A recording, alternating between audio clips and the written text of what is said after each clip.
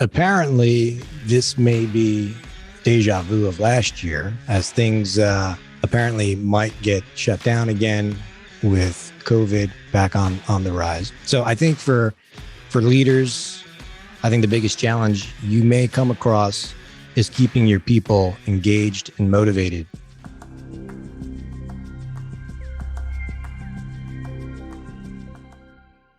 Hello, everyone, and welcome back to Leadership Jam Session. Today's episode is going to be the last episode of the year. And so therefore, decided to take a little bit of a different approach where I invited the producer of the Leadership Jam Session podcast, Mr. James Christie, to come on and join me today, where we're going to reflect back on the year and talk about some of the things that stood out to us the most and reflect a little bit as we wrap up the year. James, welcome to the Jam Session. Good morning, Rob. Thanks for having me back. It's great to have you back, and you've been on the podcast and some other the episodes this year. So it's always good to get you back on with the audience. As I reflect back, I do want to just take the time now to just thank all the guests who have come on the Jam Session, as I know it takes a lot of time, a lot of vulnerability to come on and share your leadership journey. And there's so much value that comes out of it. It's why I love doing this podcast. And I do want to thank you for talking me into launching this a few years ago. And I really do get to meet some phenomenal people, some great guests this year. And it brings a lot of great value to the listeners out there who are in the trenches day to day managing people, and hopefully are walking away with a lot of great tips. And this year, we actually had some new features that we launched. One of them being the Ask Rob series. And that's where somebody can reach out to me with a challenging scenario, and we will review it and talk about it on an episode and try to provide some solutions. And this happens all the time. People reach out to me behind the scenes all the time and talking to them. And I'm sitting back thinking, wow, this would be fantastic to share. Obviously, we want to protect the innocent, which is how we approach it now. Or are you protecting the guilty?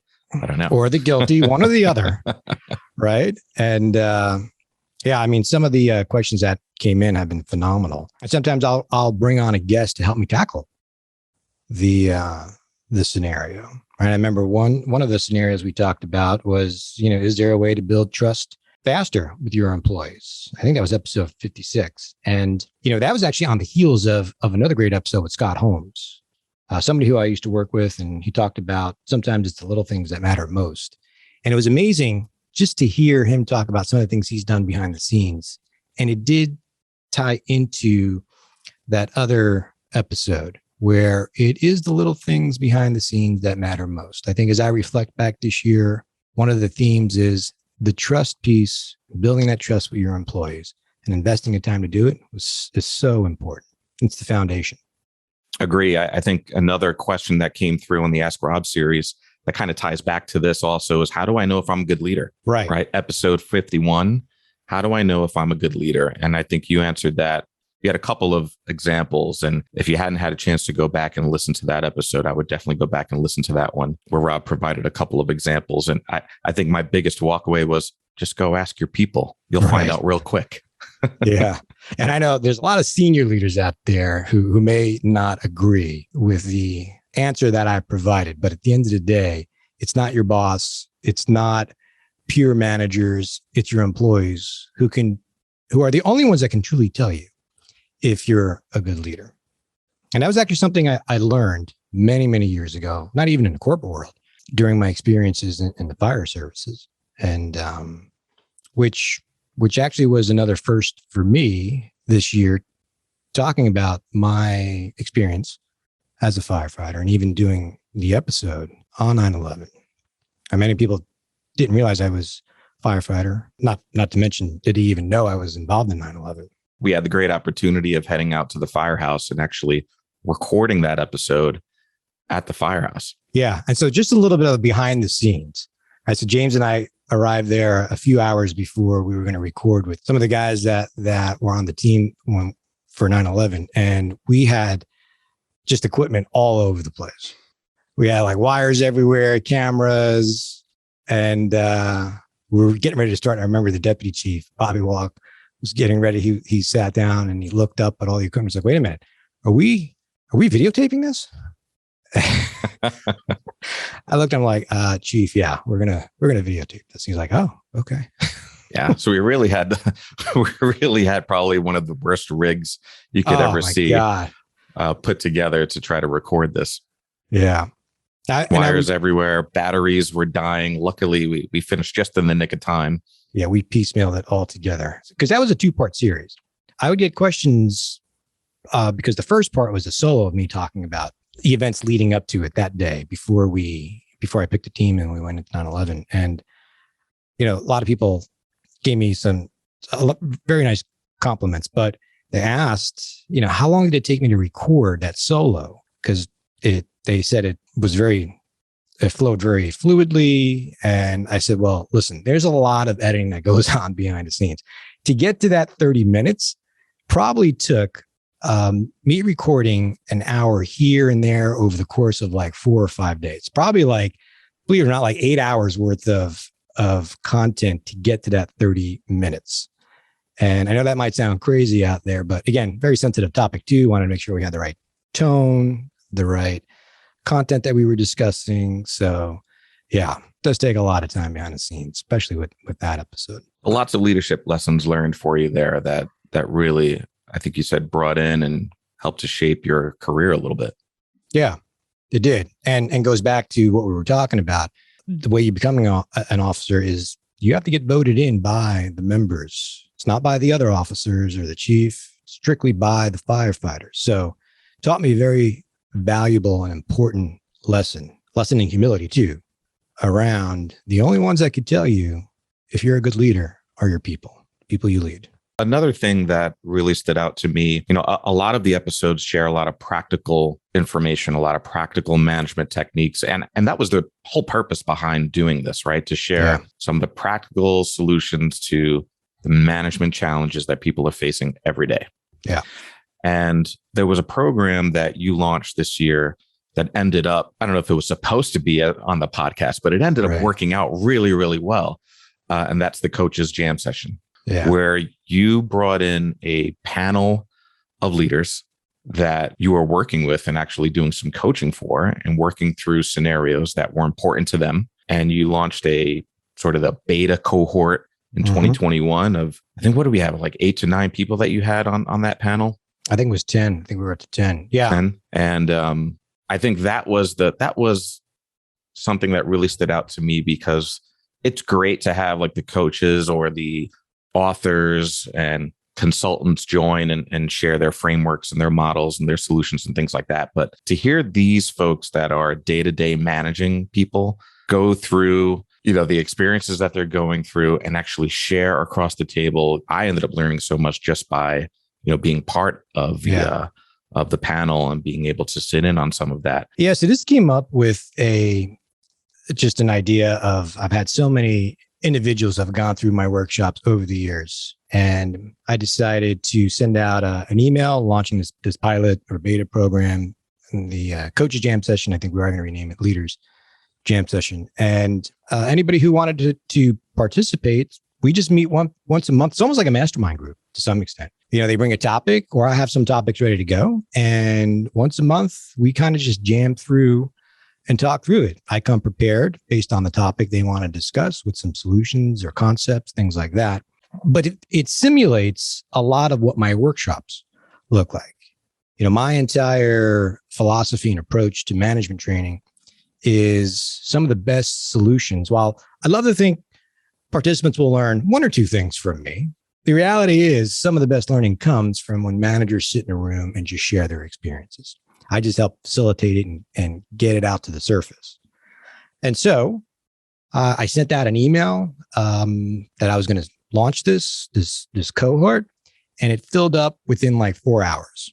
And we meet once a month and we have some great discussions. And as you said, some of that content we've actually used on the podcast, and it's some great content as well.